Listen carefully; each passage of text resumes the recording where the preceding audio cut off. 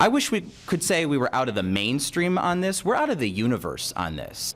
Our state government is among the least transparent in the entire nation, but that could soon change under proposed legislation.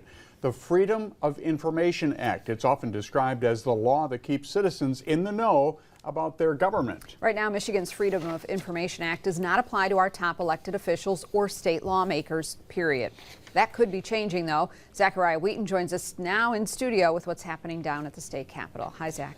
Hey, good evening, Dave and Ann. Michigan is one of just 2 states that exempt the state legislature and governor's office from public record requests, leading to groups like the Center for Public Integrity ranking Michigan dead last in government transparency. However, a bipartisan effort that started almost 9 years ago would open state lawmakers up to public records request that is now just one step away from being signed into law.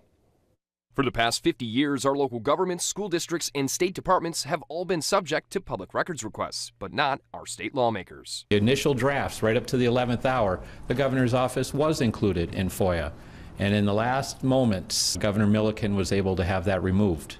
And so we're the only state that legally prescribes the governor not to be covered by FOIA. Neither the governor nor legislators are required to adhere to the Freedom of Information Act, a glaring issue after charges were announced against former Michigan House Speaker Lee Chatfield. Chatfield is accused of using political and taxpayer funds to fund a luxurious lifestyle. Some of these scandals that came out of the legislature happened in the dark because they could happen in the dark. The bipartisan bill package requiring state lawmakers to adhere to public records requests has been in the works for almost a decade. Senators Jeremy Moss and Ed McBroom began working on the bills when they were freshman lawmakers. Those who wish to do wrong things are still going to try to find ways to get around this.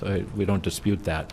But in an era where it feels like trust with the public is stretched thin, we hope that this is a way to demonstrate some good faith from our part. The bills passed out of committee Wednesday and are now just one step away from the governor's signature. Do you feel like now is the time where this term, lame duck session, you guys will be able to finally get these bills passed, you guys think? Yes, I think that it's never been a better opportunity. The time is really ripe, lots of support, and the bills are well matured at this point, so very optimistic.